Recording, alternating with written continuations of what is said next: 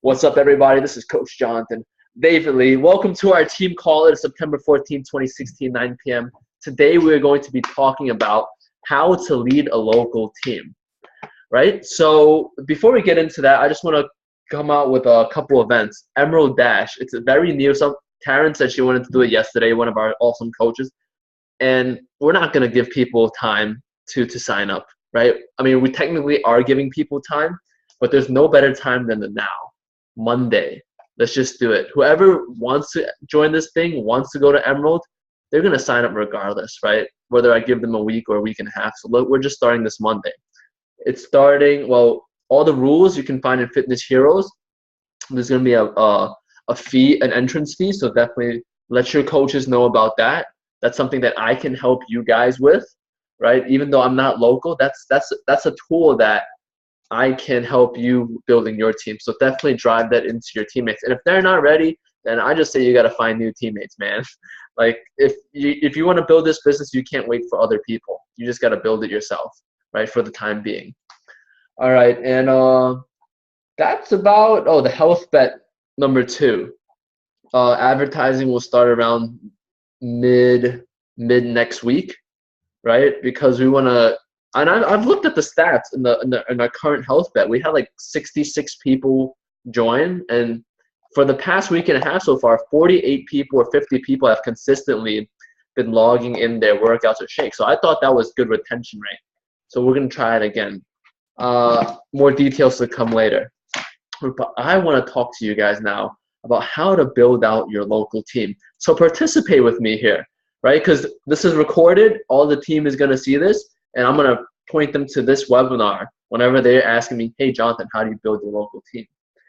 So how many of you here, and raise your hands, would like to go to a Super Saturday with someone in your downline? Raise your hand. How about 5 people in your downline? And can you imagine 10 or 100? Right? I know right now it might be like, wow, if I had 100 of my downline at a Super Saturday event, maybe you're the one hosting the event or you're the speaker, right? But there's just so much power and so much energy from having people from the same team be at one place, right? And not just cross team. I'm not speaking cross team, right? Because Kyle, you've seen Noelle, you've seen Judy, Danielle, you've seen Erica, Angie when she was there. But it's a totally different feeling. Let's just say if you had who's on your Kyle, if you had Joanna Sardina go, right? If you had who else? If you had Talisha Graves, I don't know if she's still around. Or Danny, if you had Stephanie Trailer, I know she's not around anymore, right? But if you had, I'm just saying as an example, if you had your direct downline go, it is a totally different feeling than having someone cross team because now you're leading somebody, right? And they're on your team. So do you think by having a ton of your people at these live events would explode your business? If you think yes, raise your hand, right? So my question then is, so why aren't you building for it? And that is the question that I had to ask myself for the past 4 years as a coach, right? Even if you're thinking about doing it now, trust me, it took me a while to finally do this home event and build a local team. So it might take you some time, but I'm telling you, the best time is now. When you gather up that courage and that switch clicks in your mind to build it, I'm saying right now, baby, do that thing right now. And that's what I'm going to share with you all today. How I let my dreams pull me past my fears to become a stronger and better leader for the team. What's up, Hardbody Harmon? Hello, hello. All right, thanks for muting yourself as you joined in. I'm going to be teaching you guys how to build a local team. And like I was telling Kyle, there's just a whole different environment when you've got people in your downline going, not just cross team. All right, so who's got a pen and paper ready? Show it to me. Pen and paper, everybody. Except for maybe Josh, because he can't hear right now, right? But that's fine. He's here and he showed up. Good.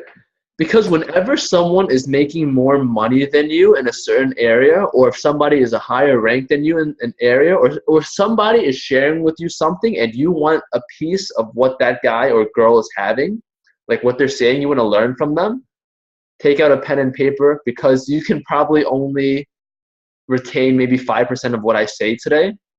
And you know, when I was at what was it called, Summit, I noticed that some coaches just did not take out pen and paper, and it blew my mind. Like, there's all the top coaches take out pen and paper or type on their phone or something, right? But this is what most people won't do. Write down pen and paper, write down the key action steps. But I don't want to be like most people. When I go to Summit, when I go to these live events, you bet I always have pen and paper. Even when I'm learning about real estate, even if they're not expecting to teach me, I just take out pen and paper anyway, because I want what he has, or I want what she has, that level of success, right? Okay, so now that we're all settled in, I know it might be hard for you to see right now, but when I first started at 19 years old as a coach, I didn't share my heart with people. And furthermore, I did not share this amazing coaching opportunity with people, because the one thing that held me back, and it can be a lot of other reasons, but when it boils down to one, it is fear, right? It is fear. So who fears sharing this opportunity with people, or once feared it? Raise your hand. Even if it's just a little, right? Because you're probably going to get a lot of rejection or whatever. I feared it. I super feared it, right? That's why I built on social media. That's why I barely did face-to-face. But here's the thing. Once I overcome that fear, and not just like I pushed past it, I let my dreams pull me past it, I was able to do what it is that I'm able to do today, right? And that's what I want to share with you guys, some action steps on that, and then action steps on how to host your local event, right? Because I know you guys can do it. A 19-year-old college student afraid of sharing this opportunity with people, talking to people face to face, and furthermore, I'm talking to all of you awesome leaders who have so much more experience in personal life than I do, where you guys have kids, you guys have mortgages, you guys have bills today. When I started at 19, I was like, would these guys even listen to me? Right? Here I am, 19-year-old, still in college. Would they think I'm just some punk, right, who is trying to make a fast buck, right? But after I developed myself, and after I realized, hey, this is not so bad. I can do this. I can lead my team. Everything just started to happen, right? So here's the thing. I'm going to read off a little bit off of this Word document that I made, because I got some key points here. So here it is. How to overcome the fear and why you must do it. Not because you want to do it, right? It's because you must do it. You don't get your wants in life. You get your musts. Like, oh, I must save my child from a burning building, right? You get your must. I got 3 steps for you. Number 1 is that you got to let your dreams pull you, right? If you need your upline to constantly push you to do something, then it's not going to happen. There's got to be something internally within you that makes you want to change. Because God forbid, knock on wood, what happens if I died? What happened if I died? You know what I mean? Would you host an Emerald Dash? What about these team calls? Would you host team calls? That's why, Noel, when you guys are hosting those team calls, I like that. Not because it's taking work off my plate. It's because if I died, I know that you guys will still run this shit, right? And excuse my language, but I know you guys will run it because you've done it before. And who's going to run the webinars? Who's going to run the challenge groups, the big challenge groups, right? What happens if I all of a sudden pass away? I don't know what's going to happen. So that's why you got to let your dreams pull you to take these actions. I don't know what your dreams are. You got to get real with yourself, because I don't know. I don't even know if some of you know my upline, right? My upline, his name is Hank Rouse. I don't even know if he's around anymore, but we have never talked for the past like a year and a half. And I don't wait for him to give me instruction. I don't wait for him to say, Jonathan, do a challenge group or do a webinar because it's good for your business. I just do it, man. I set my schedule on the calendar. I map it out, and I said, guys, I'm doing a webinar. I don't care if there's 2 people or 1 people. I still run it, right? Because my dreams are pulling me past my fears. Number 2, to overcome the fear. Once you've got your dreams, you've got to understand the network marketing industry, right? I know joining network marketing, you guys are bashed, beat to the ground with a lot of not so nice things. Like they're very nasty. Like, oh, you're in this pyramid scheme kind of thing. Oh, it's too much. I have to pay. Oh my gosh, all this other stuff, right? And I want you guys to right now give me some key rejections that you get. I'm going to dispel them right here, right now. Examples of what I say, because I got versed with the network marketing industry, and I didn't focus too much on the people failing in this industry, because the truth of the matter is people fail in all industries, right? If you really want to succeed, you follow and you focus on the people who are making it and where you are or where you want to be. Like the Melanie Mitros, like the Trey Bearers, you follow them, you focus on them. You don't focus on your downline who is quitting the next day, or your downline who's saying, oh, I'm going to go inactive, I can't do this anymore.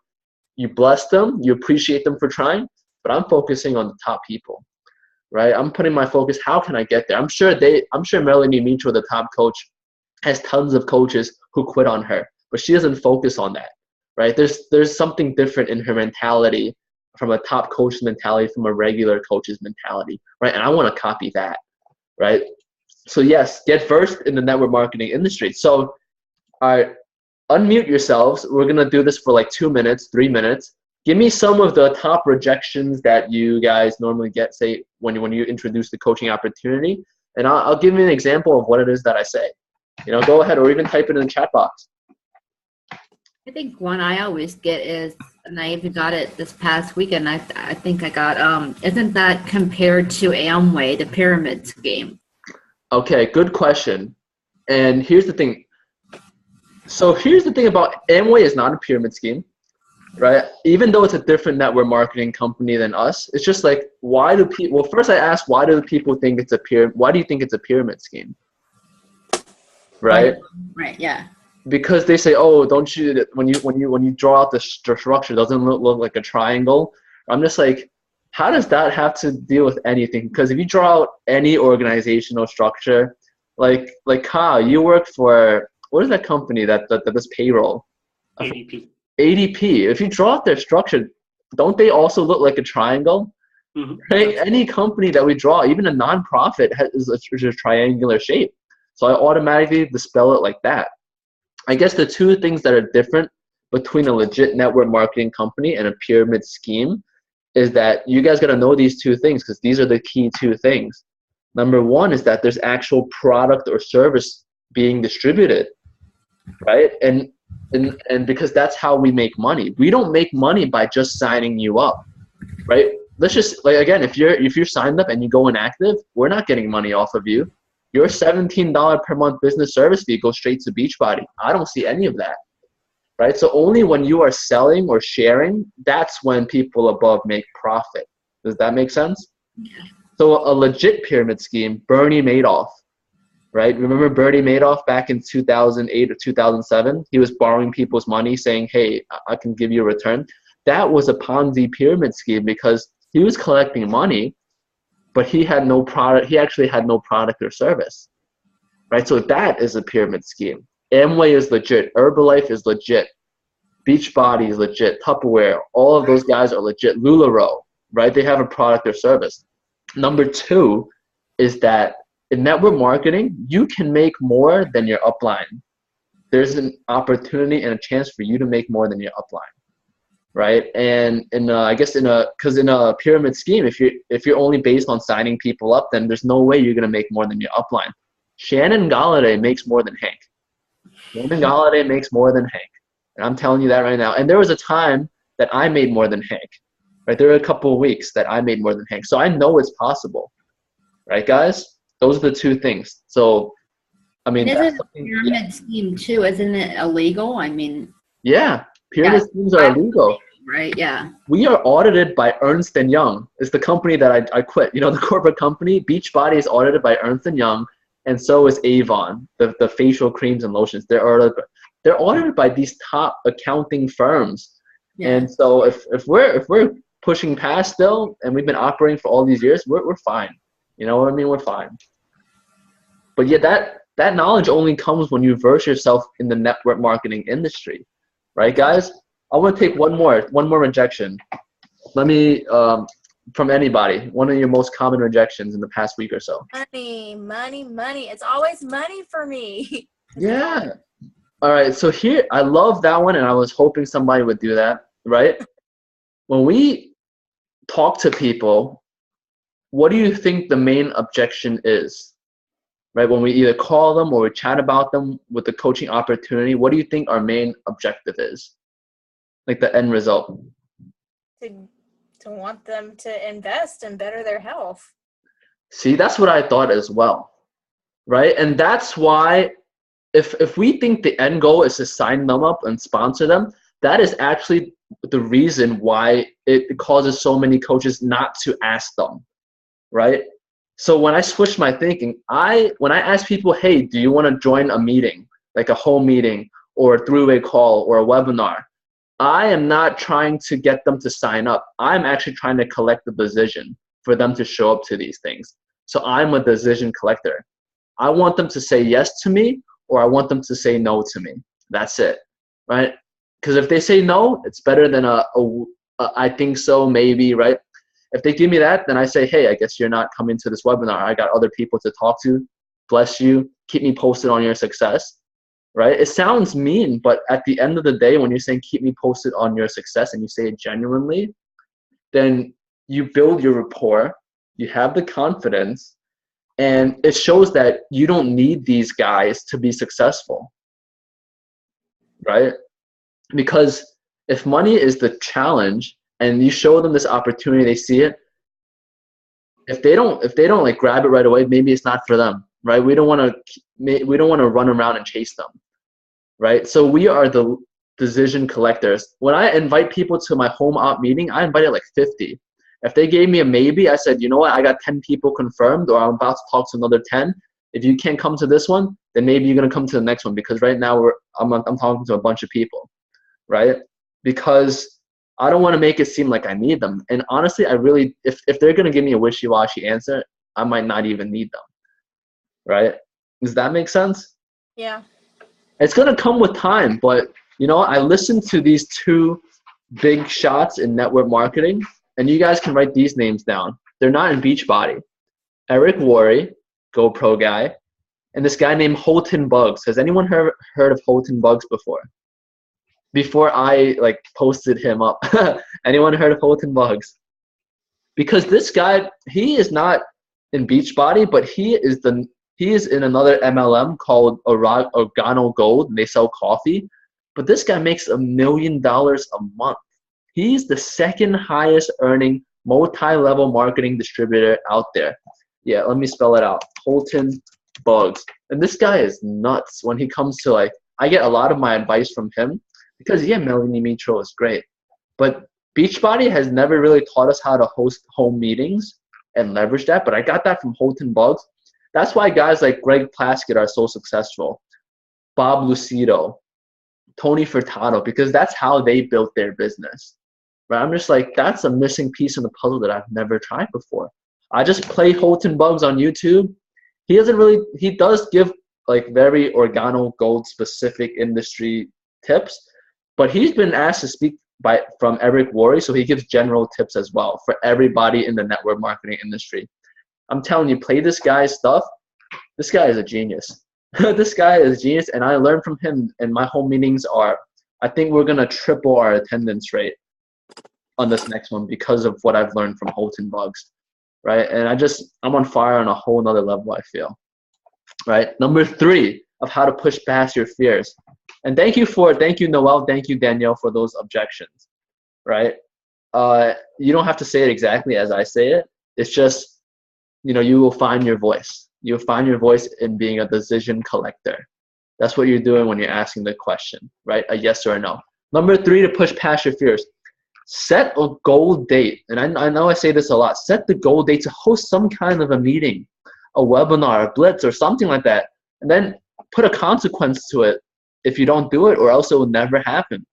I know there are people in here, coaches in here and coaches in our Fitness Heroes group that are not here. People have said, I wanted to host a webinar, do a shake and share, do a home meeting. I've realized that if I didn't put it down on this calendar, I would not do it. Because if it's not on this calendar, let's say I have it on the 24th, up until the 24th, I'm putting in action to invite people to my house. You know what I mean? My parents don't know about it yet. I'm never going to tell them until they ask. And if they do ask, I'll say sorry afterwards because I want to build this business, right? Or I'll bring them to this place, this dorm. I'll bring them somewhere. I'll find a way, right? But I set the date because I'm going to make it happen.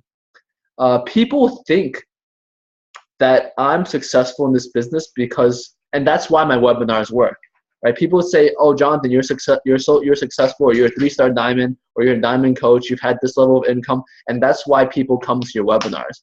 And I like to say, no, no, no. It's because I hosted a bunch of crappy webinars that I have successful webinars now, and I'm a successful coach. Right? It's not because I'm successful that my webinars work. It's because I've hosted a bunch of crappy webinars first, and that's how I got to my success today. So if you change that level of thinking, right, it'll change your action. Because how else would people start from the bottom and get to the top? You know what I mean? How else will people get from the bottom and go to the top? Because they can only leverage their uplines, webinars, and stuff so much, right? So that's what I want you guys to do. If at the very least, listen to Holton Bucks, listen to Eric Worre, set a goal date to run your webinar or your home meeting or your shake and share. Once I hosted my first home meeting last week, I was like, damn, why wasn't I doing this faster and earlier? Because I have some local coaches. I was drawing out the compensation plan for them, and they were just like, I got this. Let's do this. Let's build together. And we keep each other accountable every single day. They're not on this call right now because we talk all the time. They know what they're doing, right? And I want you guys to know what you're doing, and that's what I want to try to integrate since we're cross country. I wish I was right there next to you, but sometimes that just can't happen, right? But I want to give you as much as I know. So, even in this industry, you guys set the goal date. And if again, when I said number 2, know the industry. Number 3, set the goal date. And again, if you still do not do anything about it from those 2, it all goes back to number 1, right? Letting your dreams pull you. Because, at the end of the day, all the how-tos, they're out there. They're from me. They're from Eric Worre. They're from Holton Bugs. But if your dreams are not pulling you, then you're not going to take action no matter what we teach, right?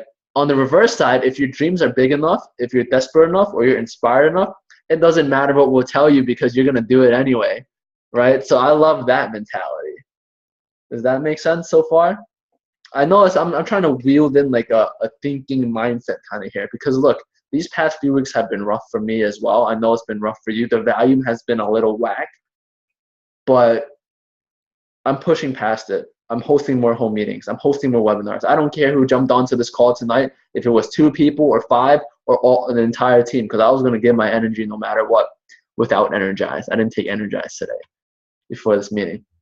All right, so when you host these meetings, then what? Right? After you host a webinar or a home meeting or a 3-way call or something and people don't sign up, then what do? Again, that's okay because you do not need them to be successful. Because if they signed up and they were very reluctant, you're going to be pulling teeth, man.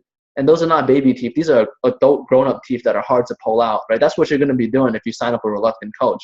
So if they don't want to sign up during the home meeting, that's okay. So many people, they get caught up with, getting needy. Like, after I tell a friend that I want them to join coaching with me, they say no.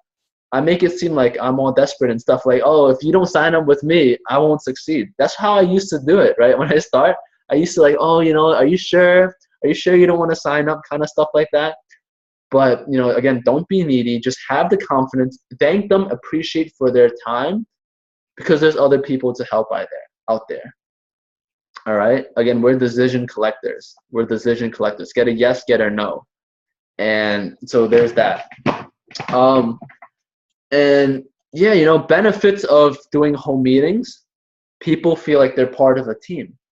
Right now, I know we feel like part of a team, but if you guys are all in my house and we're having shako balls together and just chatting up about like what's happening in our neighborhood, that's a whole nother story, right? Noel, I know you're doing fit clubs. I know, Kyle, you're doing shake and shares. That's what I did back in January. And then when I tried to present the business to them, they just grew a deaf ear or something like that, right? They didn't want to listen. But if you switch it around, I'm telling people, hey, come to my house. I'm telling you about an opportunity. Or I'm going to be sharing with you how I make money from home. If I invited you as my guest, would you show up? Then they say yes or no, because then if they come, I know they want to listen to the opportunity at the very least. You know what I'm saying? And then we'll have shake and share at the end as a treat. right? Not the other way around. Because if you do Shake and Share, you do Fit Club, you try to introduce coaching to them, they might turn the deaf ear. So I tried flipping that around and it worked wonders, right? Because I know people are going to come to listen to the home meeting. Another benefit of hosting a home meeting, it's people understand the payment structure a lot faster when they join, right? Because how many of you, when you signed up, you thought you were alone in making money when you signed up, right? You had to sign up everybody yourself. The only way you can make money is through your own commissions, right? I think that's a fear for a lot of new coaches. But once you get the payment structure, you don't need to be the one signing up 100 coaches, right? Because if you have a good upline, they're going to help you out a little bit by placing coaches underneath you. And then you guys build together. My local coaches, I explained to them during the whole meeting, and they got it. You know, they knew they were not alone, and they knew that my success would benefit them and their success would benefit me, so it worked. You know what I mean? It's just a faster understanding of the payment structure and the business opportunity. And it's number 3, the last benefit of a home meeting. It is very duplicatable. You know, you all live around the same area. This is what I'm going to do. The next home meeting is going to be at my house. I got people. So who knows New York City? You guys know Queens and Brooklyn. They're like the big boroughs in New York City, or live in different towns. Like if you're in Orlando, you go to Miami. I don't know how far apart they are. But I have some coaches coming in from Queens. So the next home meeting after the one on the 24th, I'm going to say, let's go to Queens. Let's do it at your house. And we'll get all the Queens people to come there. And I'll speak. And maybe you'll do a part with me, right? You'll be talking about the compensation plan, or you tell your story of how you love Shakeology, right? And that's the duplicatable part. That's how Tony Furtado did it. He's another big shot coach, and he does it with this guy named Justin Orlando. That's how he built it out in the beginning. And I'm just like, let's give it a go, right? On top of the webinars, on top of the blitzes. That's for the cross-country team. But for the local team, I want to build out these home meetings, and I say, I'm going to do it at my house. I'm going to show you that it's awesome. Let's go ahead and do it at your house next time. Does that make sense, guys? So why, after hearing all this, why not give a home meeting? Or why not start out with a webinar? Why not give it a go?